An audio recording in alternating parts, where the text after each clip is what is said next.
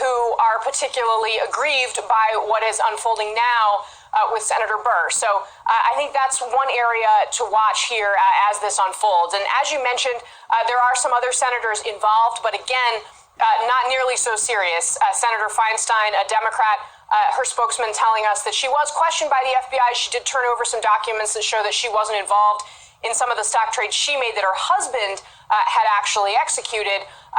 So, we just don't know at this point if it's going to go more deeply into others. Senator Loeffler of Georgia, she's a new senator. She's actually the wealthiest member of the Senate.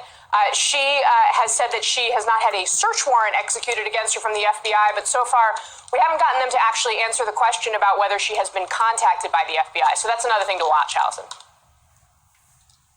So much to watch out for. We know this is potentially the beginning as the FBI is investigating. Casey, thanks so much for joining us on News Now. Great to have you. Thanks, Allison. Great to see you.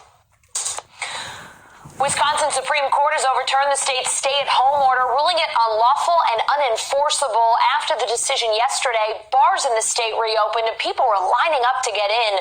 NBC News legal analyst Danny Savalos joins me now. And Danny, how did Wisconsin Supreme Court come to its decision to overturn the governor's stay-at-home order?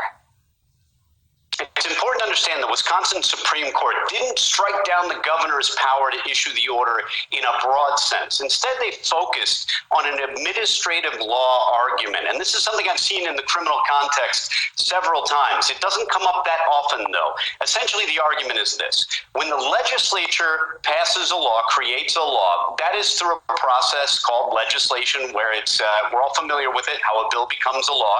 But what not as many people know is there's an administrative process whereby the legislature essentially delegates power to agencies, both at the federal and state level, to create what are called rules.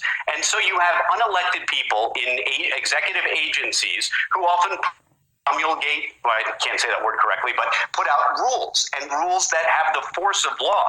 But as a check against unfettered power, those rules have to go through a rulemaking process where they're at least given to the legislature to sort of weigh in on.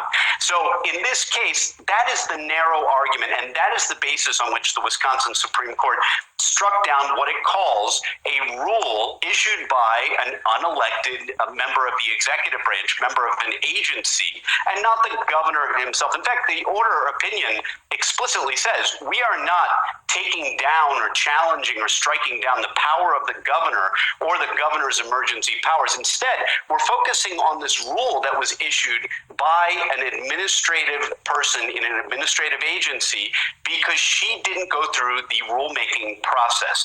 And if you read between the lines, this is an example of the Supreme Court avoiding the bigger hot potato issue of whether or not these stay-home orders are lawful and focusing instead on a narrow issue and staying out of trouble. So, Danny, does Wisconsin's governor have any recourse here? Can he challenge the Supreme Court? He can have a beer. There are a couple different ways. No, he can't necessarily challenge the Supreme Court, and that wouldn't really be the way to go anyway. The way to go if the governor really wanted to do this the right way is involve the legislature and pass something that rises above that which is considered a rule. Because that was a huge point of debate in this hundreds of pages opinion, is whether or not what Palm did, what this administrator did,